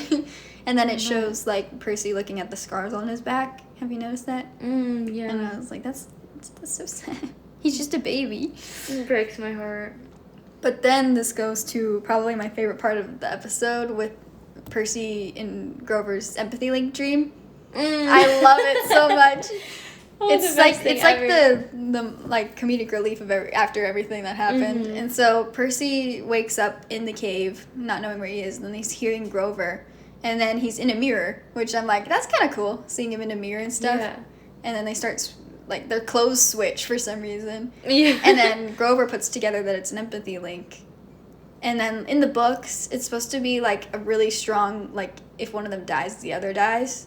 But I didn't really like that as much because it felt like the stakes were kind of higher, or like not higher, but like it just felt more limiting, maybe. Yeah, I kind of like I don't know it, because it also means more that like, because Percy wants to go in the books, he wants to go to save Grover and stuff, and also if Grover dies, he might. But I'm like, I think that they switched it a little bit to more just feelings, So I like it better that way, and it's also like showing Percy's going to save him because he's his best friend, and like, and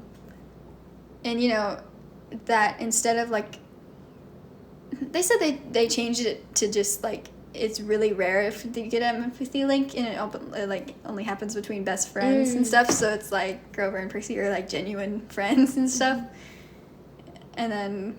That's like one of the most genuine smiles I've seen from Percy too in that moment too, which I think is totally Walker and Aryan. They were having so much fun filming that. I feel like. Oh yeah. Yeah, and Even also behind the because scenes. they haven't seen each other in a long time because Grover's not there. So I think they said that's all. They also did film that a little later. They don't really film in order. So like they just film certain scenes. So they were really excited to see each other, and then.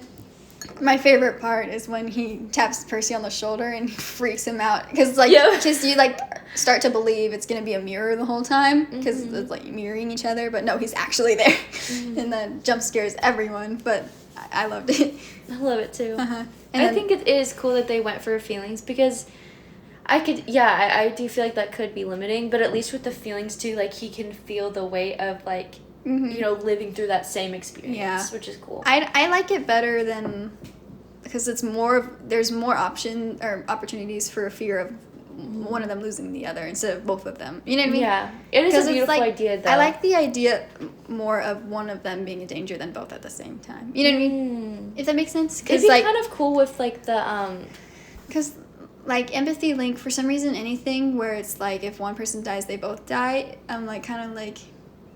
Why does that make it seem like almost like it's a mix between more vulnerable, but also like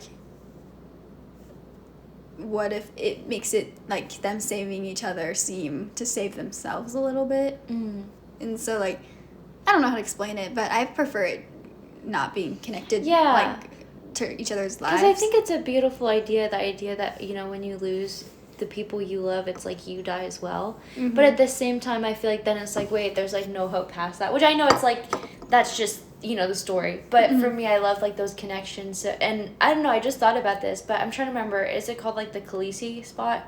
Achilles spot. It'd be kind of cool if one of the ways that you could get that is like if someone you loved like that, if you had like an empathy link died. And then instead of you dying with the empathy link actually causes like an Achilles like spot, but like small, and then it grows over time. Oh, interesting. I feel like that'd be a cool idea. I don't know. I was just thinking about that. That is interesting. Yeah. And then they're kind of geeking out a little bit over it. They think it's really cool, which it is. I think it's fun. Oh yeah. And then I love their excitement, and that was so cute. I know. And then Polyphemus starts coming back. We never see him, which I love. I stuff like like it because that. it built it up more. It's like it's just everything's shaking, and then he's coming. And they're like, Which who? I will admit, when we did see him, I was a bit like, oh, because he kind of looked a little derpy to me. Yeah, I'm like, I mean, oh, okay. he's a Cyclops. So yeah, that's true. But yeah, and then he shows Percy the golden fleece, and he says it can heal anything or anyone. As soon as I saw the fleece, I was not thinking about camp at all. I was literally thinking about when Annabeth was gonna get hurt later. I literally when he was like the golden fleece, and I literally saw it, I'm like, Annabeth, because like I literally know it's about. I know that it's, I know that it's it's for Thalia and the camp. Mm-hmm. But my brain went straight to that. I'm like, I wonder how they're gonna do this, because like I already know because I watched it. But like before it came out, I'm like. And then also, like, Percy has no idea it's going this way. Like, I don't know why I keep thinking about it, like, that stuff like this is going to happen. Well, like, it's cool when you have, like, the foreshadowing of that. Like, I know really what's cool coming. scenes. Because I know it's coming, but also, like, everyone, like, I know it's well, because it's also such an intense scene. At least, like, in the book, Yeah, and in the show, too, in my opinion. And, like, even though, like, the scene, like, later, it seems kind of over a little quick, I still think it's the most intense scene we've had so far. Yeah. Like you had mentioned when we were talking other times, it's the first time we actually see anyone really injured, like with blood and all the stuff. Yes. Mm-hmm. Where otherwise it's usually just people, like, laying on the ground. We haven't even seen that much. Yeah, like, it's kind of true. It's usually been, like, the worst Percy's gotten hurt before, like, all of this. Like, maybe a scratch or something? Season 1, he just gets, like, kicked or, like, tossed aside, okay. And so, yeah, we don't really see, like, huge injuries. I mean, I guess he does get poisoned that one time in season 1. Didn't he also get, like, slashed with a sword and got, like, a cut or something? I can't quite remember. I could be just thinking things.